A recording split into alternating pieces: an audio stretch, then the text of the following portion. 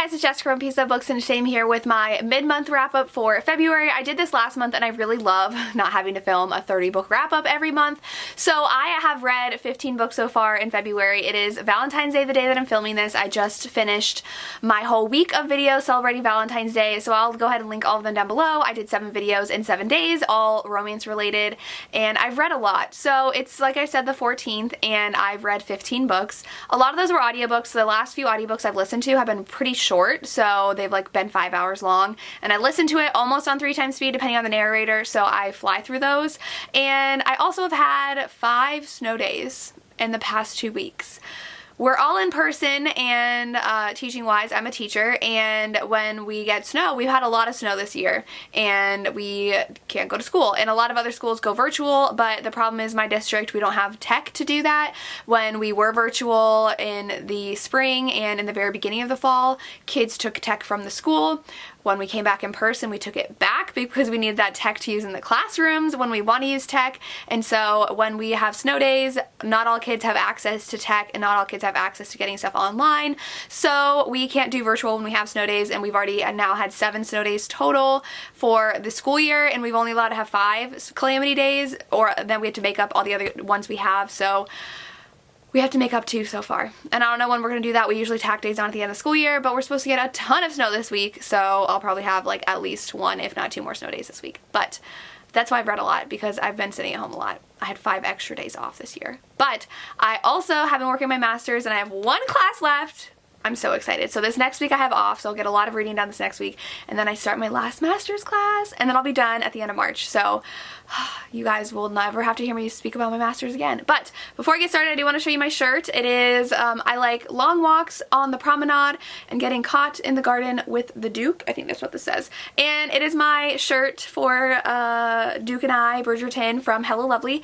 I always talk about Hello Lovely. I'm always wearing their stuff. I just posted my Count Your Dukes post on Instagram. I have 42 books with the word Duke in the title, which is fun. More than that have Dukes in them, but my first book I read also has a Duke in it, and 2 other books have Duke in the title I read, and then I have one about a Duchess as well. So 3 books I've read have Duke in the title. It's just a Duke month, but I'll go ahead and get to the 15 books I've read so far, and we'll go from there. The first one you guys will have known about already if you've watched my favorite historical romances of all time. That is If the Duke Demands by Anna Harrington. This one is amazing. I gave it 5 stars. It's one of my new favorite historical romances. This one I listened to on audio, and I read it because of Lisa from Remarkably Lisa. She told me months ago to read it.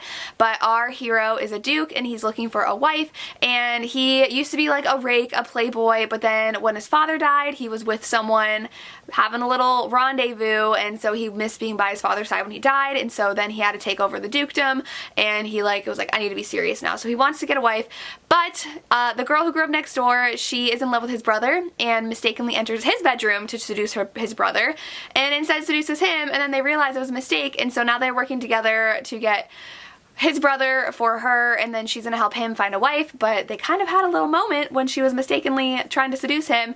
So it's their romance. It was adorable. I loved it so much. If you want more of my thoughts, go watch my top favorite historical romances of all time, and go read this book. I've done a few vlogs this month, so the next one was in a reading vlog, and that is Act Your Age, Eve Brown by Talia Hibbert. This one is Eve's story. It is book 3 in the Brown Sisters series. I read an e-arc. I think it comes out in April. I gave this 4.5 out of 5 stars. I really loved it. Eve and Jacob are adorable. Eve gets kicked out of her house and is told she has to find a job and grow up, and so she goes for a drive, stumbles upon this B&B and this wanted ad for a chef, and she's like, I can cook, and so she goes to interview for it, and Jacob is on the spectrum. He owns the B&B, and he instantly hates Eve. Like, they don't get along, and he's like, nope, I can't hire you. But he hasn't hired anybody because he hates them all. And his cousin, who's kind of like a co-worker partner of his, says, like, she's our last shot, she looks great, let's hire her. And so they run after her, and she ends up running him over with her car. So that's where the book starts, and it's adorable. I really loved it. I loved Jacob, I loved Eve. I loved how she saw Jacob as just a normal person and didn't think he was strange or weird or not normal, and Jacob loved that too. And they went from hate to friends to love, and I loved it. I do wish we had more actual plot in the story though. They were leading up to this festival that the B&B was going to have a booth at. We didn't really get a lot of that. It was really all just Eve and Jacob working in the B&B together and not really interacting with too many people either. It was just like them themselves. So I would have loved more in the book, but overall 4.5 out of 5 stars. Then I listened to the audio of Jaw by Alexandria House. This is book 2 in the Them Boys series, and I gave this one 3 stars. It has cheating a lot in here, and that's just not my jam if it's not like there's a reason why they can't leave the relationship. Our heroine's dating this guy who's cheated on her and he's bad, and she cheats on him with Jaw, and she just won't break up with her boyfriend, but there's no plausible reason why she won't, and I really didn't like that. And then there was conflict at the end between Jaw and her boyfriend, and I was just not into it. I liked their romance. I liked the chemistry. They had insane chemistry together, but there was no reason for her to be cheating the whole time. So, and he knew it, and he was fine with it, and I just didn't like that. So if you don't like cheating, don't pick up this book, because that's really the whole book. But I gave this one 3 out of 5 stars because I did enjoy the romance. The chemistry was great, but that made me drop it a few stars. Then I listened to Hate to Want You by Alicia Rai on audio. This one I have been meaning to read for a long time. The last 2 books I've read by Alicia Rai I haven't liked, and I think she's just not the author for me. I gave this one 2 stars.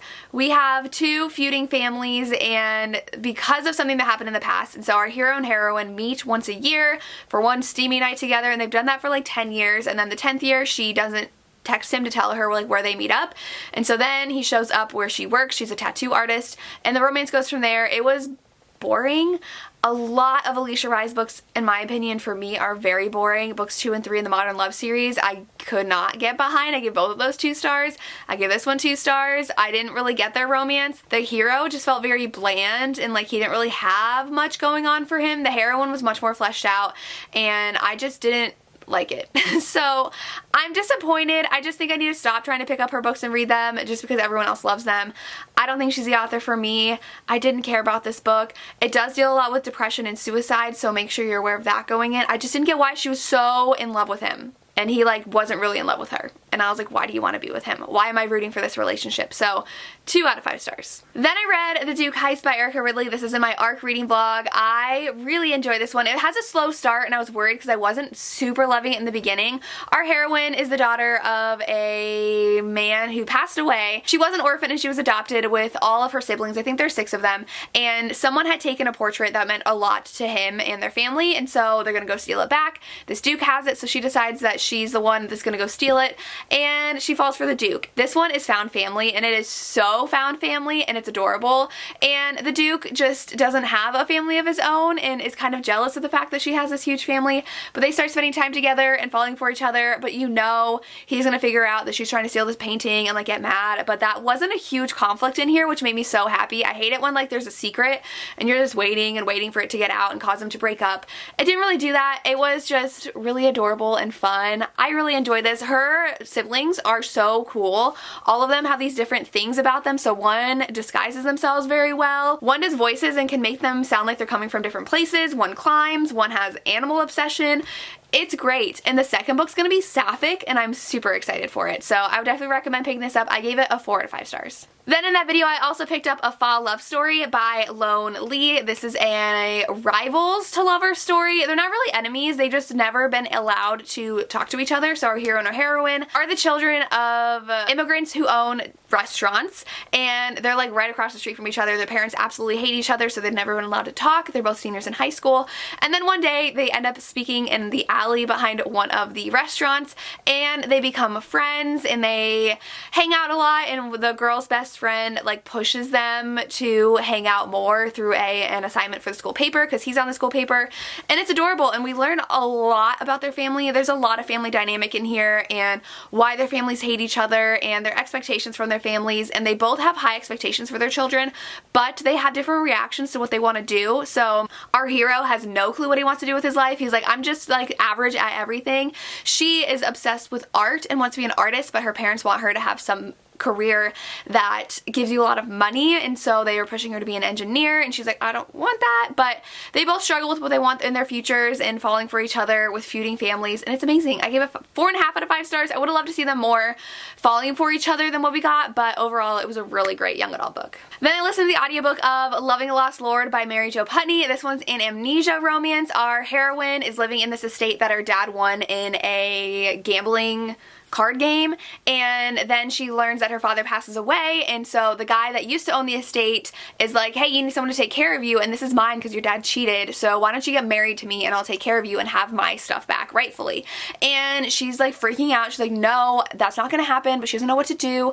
And this guy washes up on shore right by her house, and he has no memory of who he is, and so she says that that's her husband. And she's like, no, I'm already married, so I can't marry you. And she's like, this is my husband, and he has no idea who he is, where he came from, but he feels this connection with her, and he's like, oh, this is my wife, okay. And so she's lying to him, and it's kind of problematic, but they end up really liking each other, and then they figure out that he's a duke. And so it goes from there. It's really great. It takes him a while to get his memory back, but I really enjoyed this one. I gave it 4 out of 5 stars. It wasn't like so amazing and like I loved it. It was like on the lower 4 stars, but it was entertaining, and I love a good amnesia romance, so I ended up enjoying this one. Then I picked up Roman and Jewel by Dana L. Davis, and this one I was really enjoying in the beginning. Our main character is Jersey. She has always wanted to be on Broadway and act and sing, and she tries out for this part in this Romeo and Juliet hip-hop thing, kind of like Hamilton. They reference Hamilton a lot in here, and she is like perfect for the part, amazing,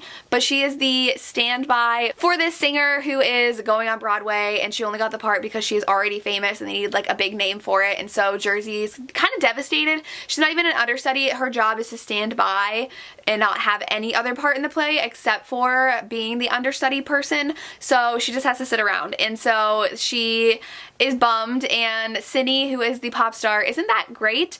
And so Jersey meets the love interest in the play and like falls head over heels for him at first sight. It's very insta-lovey, and I didn't like it. So I liked the beginning before the romance started, and then it just got to be so overdramatic and so insta-love. Like, she even asked her aunt, she's like, do you believe in love at first sight? Because like that's happened to me. And I'm just like, and the guy is they end up like having to practice a scene together, her and the love interest, and it was like amazing, and it got leaked, and people are like, why isn't Jersey being it? Sydney's not supposed to be like in it because she's not that good. And Sydney is made out to be this like very over-the-top melodramatic villain, and she does really bad things, and she lies, and she's malicious, and I just didn't like how it was so over-the-top and like so stereotypical of a villain. And the romance was just like all over the place, and Jersey was literally like willing to give up everything to be with the guy, everything she's worked for, and it got so annoying at the end. This one really doesn't have high ratings, and I understand why. I think I gave this 2.5 stars. I was very disappointed. In the beginning, I was loving everything. There was so much of the play in the beginning. We got to see the rehearsals, but after the beginning, we didn't even really get to see them actually rehearsing in the play. It was just them like hanging out at rehearsal.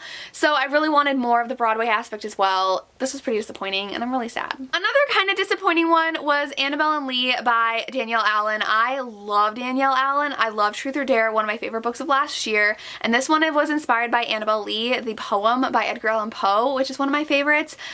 But for this one, I really don't like romances where a good majority of it is in the past, and so we had like at least 30% of this book was when they're teenagers falling in love, and I didn't want that in my adult romance. I don't like it when we see the teen them falling in love and then like the now. And we had them when she was like in middle school and then in freshman year in high school, and their parents tried to tear them apart, and now it's been like 10 years. They've both been in relationships. One of them has a kid, and they're back to where they were, and they fall back in love because they've been meeting at this like summer house that they all both go to every summer, and then they live on opposite sides of the country. It was fine.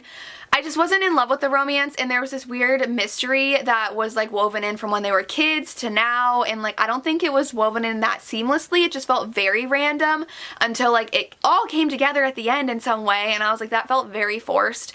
And we had like, she was in the middle of a conversation and she discovered something, so then she like pulls out her phone and calls someone and said, did you do this? Oh my gosh, and then like hangs up, and it just felt very weird, and I wasn't loving it, so I gave it 3 out of 5 stars. It had so much potential. I didn't hate it, but I wanted a lot more from this story, and I'm so sad that I didn't love it. But I'm gonna try more of Danielle Allen. I have a couple other books by her on my Kindle, so hopefully I enjoy those more. On a brighter note, I picked up Office Hours by Katrina Jackson and absolutely love this. I gave it 5 out of 5 stars. It was so fun. So there was not too much, like there's not a lot of drama in here. Our main characters are professors, and one is Alejandro. He is Latinx, he teaches history, and Deja is a sociology professor? I don't remember what she teaches, but she is black, and they both get put together on like a diversity panel of teachers, and she's already put on like so many different committees. She's trying to get tenure. She has so many classes with so many students, and she is like worked to the bone. It was exhausting reading about her job. And so she's been into Alejandro for like a while now, and he's been into her for a while. Something happens after one of their meetings in one of their offices, and like things grow from there. It was so good, very steamy. I really liked just how sweet it was. Alejandro was like, I like you and we're gonna make this work. And I really love heroes that do that. I do wish it didn't go on as long, because like they were already like decided they liked each other, and then we still had to like finish out the school year, and I really didn't care at that point, because I don't care when couples are together and happy. I want to see their journey more, and I don't care about the ending of that stuff. But it was a lot of fun. I really enjoyed this one. 5 out of 5 stars. Okay, so I skipped this one. I didn't realize I didn't talk about this. I think I finished this the last day of January, and I didn't talk about it in my January wrap up, so I'll talk about it now. I've already talked about this a couple times on my channel in the past week, but it is The Duchess War by Courtney Milan. I finished this I think the last day of January, and this one is one of my new also favorite historical romances. It's not my top 10, but it's close. As a very slow start, our main character, she has a past that she's kind of trying to hide, and someone is coming after her because they think she is putting out these bulletins to try to get workers to protest, and she's not, so she's determined to figure out who it is. Then she runs into this Duke, and this Duke and her meet at this party when she's trying to run away from this guy who is courting her and wants to marry her, and her and this Duke slowly start to fall for each other, and I love how head over heels he fell for her. There was this mystery about who was actually putting up these flyers. There's this mystery about her past and unraveling that. He has a really harmful past as well, and she has PTSD and anxiety because of her past, but I really love this. It was very slow in the beginning. I know a lot of people say it's really boring, but the romance was just to die for, and I didn't think it was too boring, so I really enjoyed this one. I gave it 5 stars. Oh, it was so good. And it's also social class difference, because she's definitely not Duchess material, and he's like, I can't be with you because you're not like groomed to be a Duchess. I can't be with someone like that, but it was great. Alright, I have 4 more left. So the next one I read was The Duke by Kerrigan Byrne. I read this for the Victorian Rebels read-along that my friends are hosting. I joined them for their live show, and this one is the book 4 in the series. It follows a Duke. He had a one night with a woman at a tavern, and she is our heroine. He paid for intimacy with her, and he was just like blown away by their night together. She was a virgin, and then something happens where he leaves, and then she gets into a scandal because of something, and then we pass, I think, a couple years, and she is now a nurse, and he actually shows up at the hospital she works for because he has lost his hand because of something. He's actually a spy, and he lost his hand, and she helps actually save his life because there's actually an infection, and then he doesn't remember her, so he doesn't know it's her. Apparently she had like dyed her hair, and like he was drunk, and she had on makeup, so we can't recognize her. So it's kind of like a Cinderella kind of thing. And then she gets fired because she saved his life, but went against what the doctor said to save his life. So she gets fired, and she is so in need of money that she's about to steal from a man. So she marries this rich guy, and then he dies a couple years later, and so she's left with all of his money, and then her and the Duke end up being next door neighbors, and someone's trying to kill her, and he's helping her figure out who it is and helping protecting her. So this one I gave 4.5 stars. I do think that Cole, the Duke, was too obsessed with the idea of this woman he spent a night with, and he's like, I was gonna marry her. I was like, you were gonna marry some woman you thought was a prostitute that you haven't seen in years and that you only spent a night with? Sure.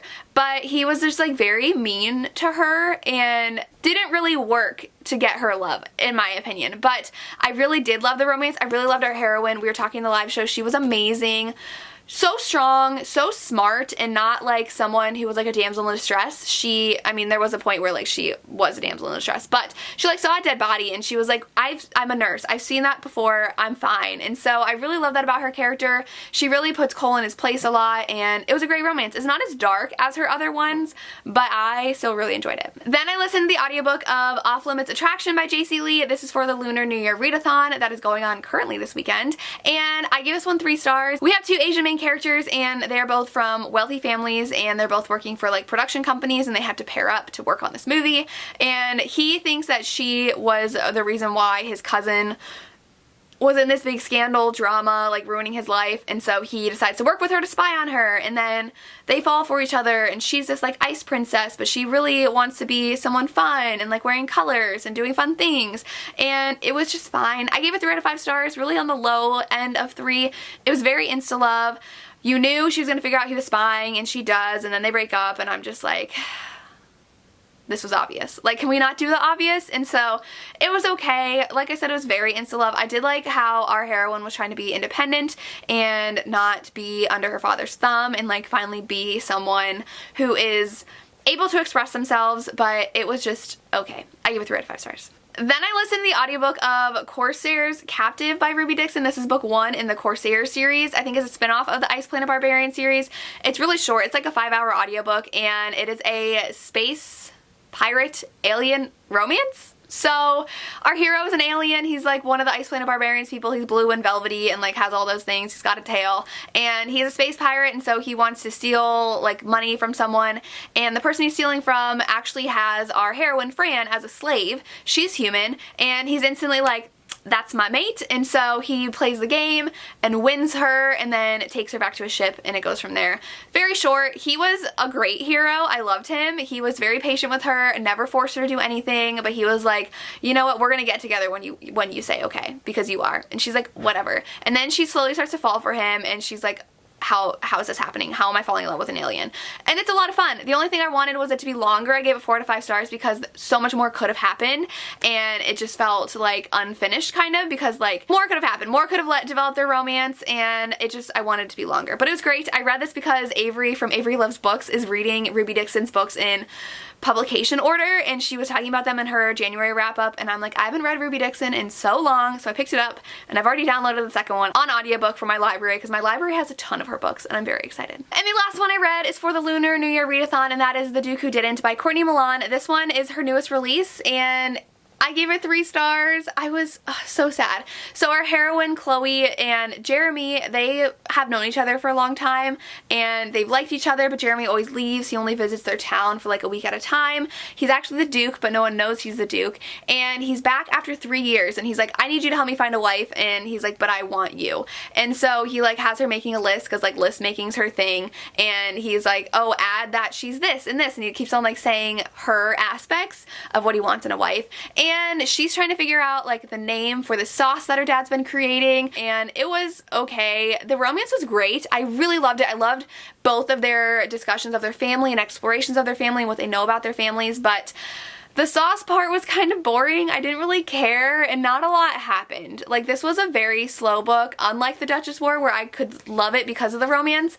I enjoyed the romance, but the plot just was too slow for me, and I just was bored. So I gave this 3 out of 5 stars. Like I said, the romance really helped it, but at least the first half, I was very bored. So I wanted to love this more than I did, and sadly I didn't. And that is my February mid-month wrap-up. I had a lot to get through. Hopefully the end of the month isn't as long, but it probably will be. But let me know what you've read so far this month, and what you've read of what I've read. I would love to hear. As always, thank you so much for watching, and have a good day.